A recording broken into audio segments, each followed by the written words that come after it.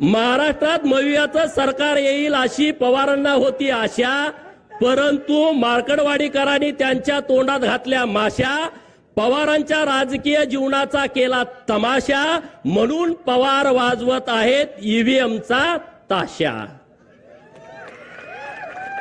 बरोबर ना? अरे अहमदनगरचं नाव बदललं, पुण्यश्लोक अहिल्यानगर केलं, मार्कडवाडीतल्या लोकांना काय आनंद झाला असेल का नसेल? झाला की नाही झाला? अरे मग त्यांनी मतं दिली असतील ना. मोहितेच्या विरोधामध्ये लढायचा डीएनए इथल्या लोकांचा आहे.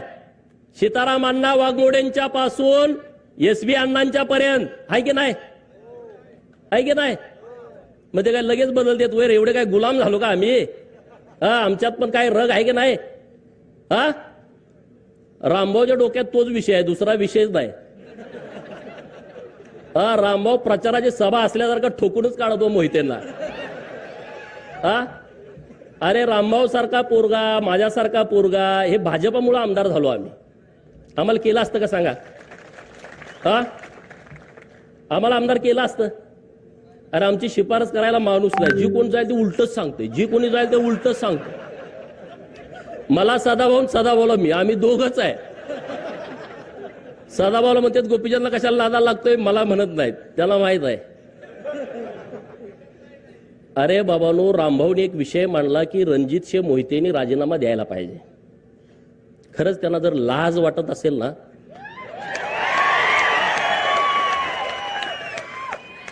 अरे आपण ज्या देवाभाऊंच्या मुळे माणसात आहोत, जेलमध्ये तुम्ही असता, त्या देवाभाऊंच्या अडचणीच्या काळामध्ये तुम्ही लोकसभेला आणि विधानसभेला विरोधामध्ये गेला. नितेश राणेंचं टाळ्या वाजवून जरा अभिनंदन करा. मी एक कहाणी तुम्हाला सांगणार आहे. नारायण राणे हा एकदम कडवा माणूस आहे, बरोबर? रगेल आहे, पोरं त्यांच्या पुढची रगेल निघाले. परवा देवाभाऊंचा गटनेतेपदी जेव्हा निवड झाली विधिमंडळाच्या, तेव्हा सदाभाऊ त्यांच्या बाजूला मी, माझ्या बाजूला नितेश राणे, नितेश राणेच्या बाजूला रणजित मोहिते बसले होते सेंट्रल हॉलला. नितेश राणे साहेबांना ते दिसले, म्हणजे अरे तू कसं काय इथं आलायस? हे खरी परिस्थिती. अरे तुला काय लाज लज्जा वाटत नाही का? नाही ते रामभाऊनं आमच्या खानदानाची आयभन काढली. अरे तुझी कुठं, तू खानदान सगळं जेलमध्ये असतं तुझं म्हणले. तू काय सांगतोय रे म्हणले? देवाभाऊंच्या विरोधात गेला, चाल पाहिला निघ. 4 दिवसापूर्वी गेलं ते उठूनच गेलं. आता ह्याच्यापेक्षा काय सांगायला लागतंय का? सेंट्रल हॉलमध्ये जर कॅमेरा असेल, मला माहित नाही कॅमेरा आहे का नाही तिथं, पण तिथं ते झाडलं, बाकीचे पण आमदार इकडे तिकडे कावऱ्या बावऱ्या बघायला लागले. वाघाच्या पोटी वाघ जन्माले तशी ती आहेत, ठोकून काढला. अरे म्हणले देवाभाऊ आमच्यासाठी महत्वाचा आहे, कुठलं काय काढून बसलाय, घराचं बोललं न्यायचं बोलला. ही सगळी स्वप्नात होती. हे जे प्रस्थापित आहेत ना, प्रस्थापित नावाची जी जात महाराष्ट्रात आहे का नाही, त्यांच्या छाताडावरती नाचायला पाहिजे तुम्ही आम्ही सगळ्यांनी.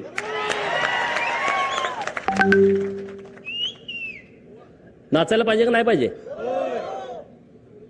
त्यांना असं वाटत होतं की आता आपलं कोणतर सरकार येते ना, आम्ही असं करून तसं करू. आता इतकी मऊ आलेत. जयंत पाटलाचं कालचं सभागृहातलं भाषण ऐकलं का?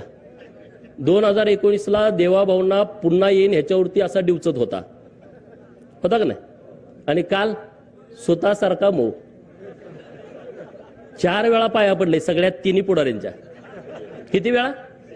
जयंत पाटील वाटतंय ना, 4 वेळा लाचार झाले. मोहिते किरकोळ आहे हो, किरकोळ म्हणजे तुम्हाला माहित आहे किरकोळ झालंय ते, पूर्वीसारखी परिस्थिती नाही. त्यामुळे जास्त बोलण्यात काय पॉइंट आहे असं मला वाटत नाही. कारण ह्या लोकांची सवय काय, आमचं पोरगं जरी जन्माला आलं तर ते आमदार झालं पाहिजे. आणि आम्ही किती बी इकडं 20-20 वर्ष काम केलं, त्यांचं काय ह्यांना लॉटरी लागली म्हणते. अरे लॉटरी? अरे आमच्या अंगावरती अजून पोलिसांनी मारलेले वळ गेले नाही 2007, 8, 9चे. ह्या जयंत पाटलाला मी जेव्हा अडवलं होतं तेव्हा आमच्यावरती लाठीचार्ज झाला होता. ती पोलिसाकडं प्लॅस्टिकचे काटे आहे ना, पोलिसाकडं लय वाईट आहे. ते मारल्यानंतर 1 तासानं कळते कातड गेले, आधी कळत नाही. पुण्यश्लोक अहिल्या देवींची जयंती होती त्या दिवशी आणि अचानक मी तिथं मंत्र्यांना बंदी घातली होती. टेंबूचं पाणी जोपर्यंत देत नाही तोपर्यंत मंत्र्यांनी यायचं नाही. जयंतरावला जरा कंड होता. अचानक हेलिकॉप्टर उतरवलं. मी तासगावात गेलो होतो. मला कळाला आलाय. लगेच गाडी वळवली. 5-50 पोरावरती अडवून टाकला. अडवला का पोलिसांनी लाठीचार्ज केला. लाठीचार्ज केला आणि परत आम्ही त्या जयंतीच्या कार्यक्रमाला गेलो. किडेबिस्री तालुका सांगोल्याला. आणि तिथं कोंबडवाडी म्हणून गाव आहे. तिथं गेल्यावर चंचानाय लागलं. तवर कळालं नव्हतं. अरे सगळ्यांना म्हटलं बघा काय काय झालं. पॅन्टावर केल्या तर कातडच नाही, सगळं रगात. अरे आम्ही संघर्ष केलेले लोक आहोत. आम्ही संघर्ष करून इथं आलोय. आम्हाला काही लॉटरी लागलेली नाही. आमच्या घरात पोरग जन्माला आलं तर आमचा नामकरणाचा कार्यक्रम कसा असतो. पोरग पाळण्यात ठेवतेत. आमच्या आया बहिणी गोळा होतेत. कुणी गोविंद म्हणा, कुणी गोपाळ म्हणा. कुणी गोविंद म्हणा, कुणी गोपाळ म्हणा. कुर्र करून त्याचं नाव ठेवतेत. बरोबर. मोहितेच्या घरात असं नाही. कुणी गोविंद म्हणा, कुणी गोपाळ म्हणा. तिथं पाळण्यात ठेवल्यामुळे कुणी आमदार व्हा, कुणी खासदार व्हा. काय कुणी आमदार व्हा, कुणी खासदार व्हा. कुठल्याही पार्टीत जावा, बेईमान राहावा, पण आमदार खासदार व्हा. त्यात नाही जमलं तर जिल्हा परिषदचा अध्यक्ष व्हा, जिल्हा परिषदचा सभापती व्हा, झडपीचा मेंबर व्हा, पंचायत समितीचा मेंबर व्हा. लय झालं तर मग तिथं सरपंच व्हा, पण सुट्टी देऊ नका. माझी भाजपला सुद्धा विनंती आहे. ज्यांनी गद्दारी केली आहे 2024ला आपल्या पडत्या काळामध्ये, त्यांना पायताना जवळ सुद्धा उभा करू नका. एकट्या मोहित्यांचा विषय नाही. महाराष्ट्रात ज्याने ज्याने आपला लाभ घेतला, आपला गैरफायदा घेतला, त्यामुळे तुम्ही रामभाऊ चिंता करू नका. तुमचा योग्य सन्मान भारतीय जनता पार्टीच्या माध्यमातून होईल. यासाठी मी आणि सदाभाऊ माननीय देवाभाऊंना जाऊन भेटेन. चिंता करू नका अजिबात. आणि आपण काय काळजी करायची. आपला काय बाप आमदार खासदार होता का. अरे तुमचा तर बाप ऊस तोड मजूर होता.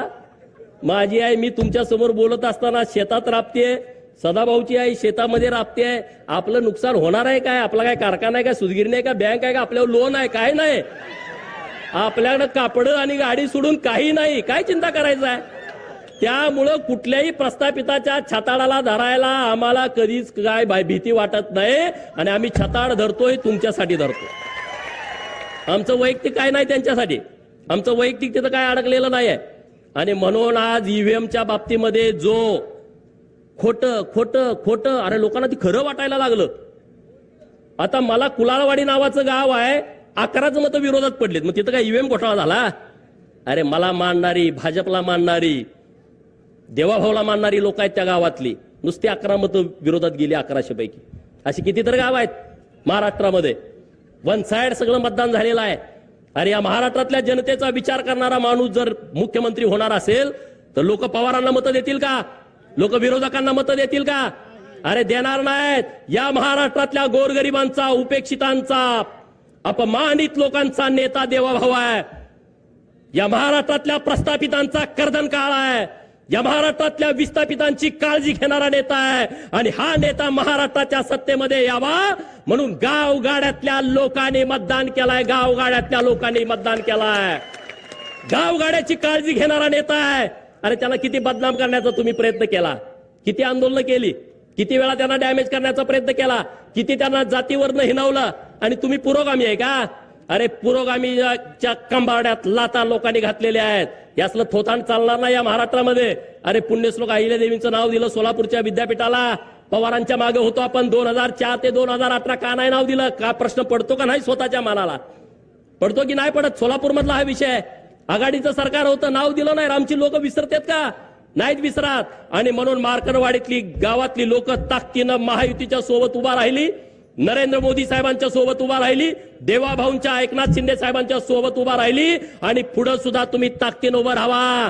या गावाचा सर्वांगीण विकास करण्याची सर्वस्वी जबाबदारी भारतीय जनता पार्टीची आहे. रामभाऊडी जे काम केलंय आणि राहिलेलं काम करण्यासाठी आम्ही पूर्ण ताकद गावाच्या पाठीमागे उभा करू. पवारांनी काय सांगितलं म्हणे गावागावाचा ठराव घ्या. आता कोण घेणार. अख्खं गावच हित आहे आमच्या बाजूनं. बरोबर की नाही. उद्या ठराव घ्या. शरद पवारांनी लिहा त्यामध्ये बारामतीचे बिन चिपळ्याचे नारद मुनी शरद पवारांनी आमच्या गावामध्ये येऊन भांडणं लावण्याचा प्रयत्न केला, त्याचा आम्ही निषेध करतो आणि हे गाव ईव्हीएम मध्ये जे मतदान केलेलं आहे ते महायुतीला आम्ही मतदान केलेलं आहे असा उद्या ठराव घ्या, सगळ्याच्या सह्या घ्या आणि त्या बारामतीला पाठवून द्या, मीडियाला सगळ्या पाठवून द्या. द्याल का? जमल का तुम्हाला? हे भिवू नका कुणाला, मी आहे ना तुमच्या बरोबर. एक छंद, एक छंद.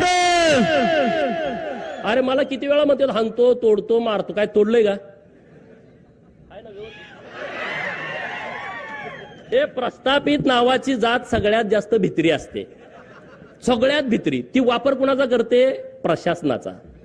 त्यांना पीआय नसला का ती लाट हलतय, त्यांना डीवायएसपी त्यांच्या बाजूचा नसला झोपत नाही, तहसीलदार विरोधातला आला दचकून उठतय निम्या रात्री. हे प्रशासनावरती चालतंय. हे घाबरट लोक असतात.